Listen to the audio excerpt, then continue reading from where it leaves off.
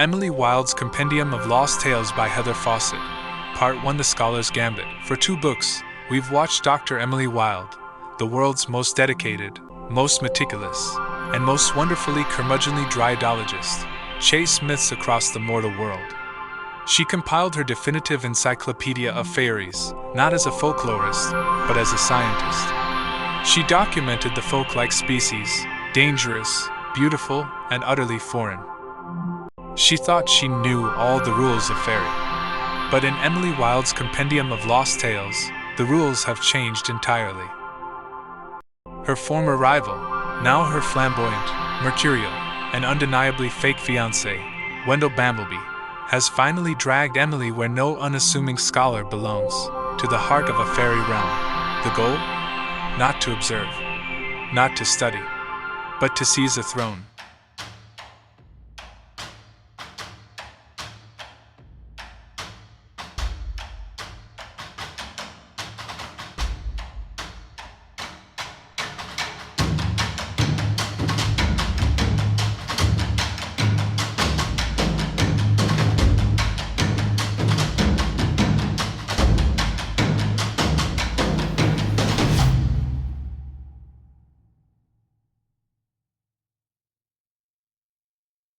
Part 2: The Cursed Crown. Emily Wilde, a queen. The pairing is as jarring as it sounds. Emily, who struggles to make pleasant conversation at tea, must now navigate the deadly, treacherous intrigues of a fae court. Wendell's long-lost kingdom is a paradox wrapped in glittering threads, a beautiful nightmare filled with scholarly treasures, but riddled with political vipers. For Emily, the kingdom is the ultimate academic prize, a living, breathing research subject. But for Wendell, it is a perilous inheritance. The coronation barely has time to settle before disaster strikes. Wendell's murderous stepmother, a truly wicked piece of fake royalty, has left them a going-away present, a deadly curse laid upon the land, then vanished without a trace. The honeymoon is over. The academic project is now a race for survival. The stakes are higher than ever before. This isn't just about a kingdom's future, it's about their own. If they fail to lift the curse, they lose everything they hold dear: their home, their power, and perhaps their very lives. The stakes are higher than ever before. This isn't just about a kingdom's future, it's about their own. If they fail to lift the curse, they lose everything they hold dear: their home, their power, and perhaps their very lives.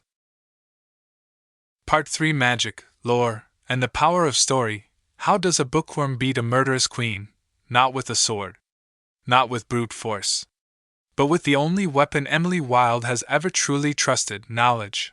Wendell, the fairy prince, will bring all his considerable, unpredictable fae magic to the fight. He'll battle the curse in a desperate, dazzling display of power. But magic alone cannot unravel a curse born of ultimate malice and deep fae lore.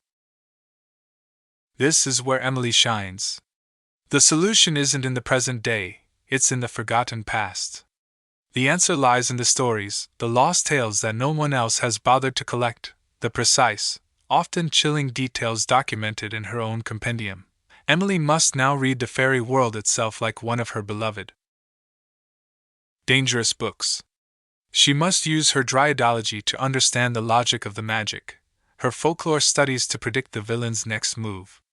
This is the scholar's ultimate calling, turning years of meticulous research into a single, world-saving strategy. This installment beautifully asks a central question: is a lifetime spent studying stories more powerful than any magic? Part 4: The Heart of the Matter. The heart of this series has always been the perfect, unlikely pairing of Emily's grounded logic and Wendell's soaring chaos.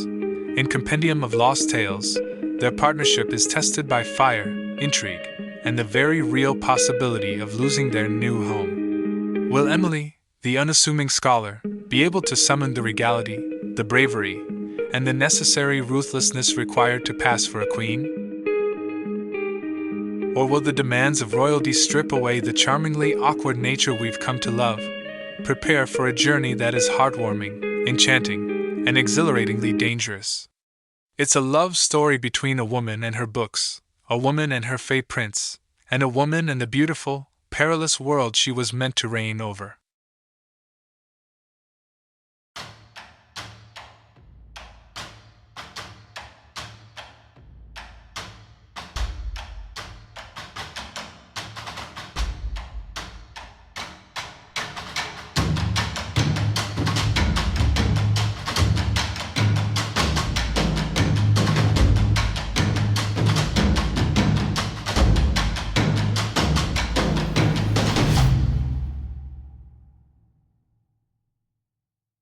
Pick up Emily Wilde's Compendium of Lost Tales and discover what happens when the most observant human in the world must finally take center stage.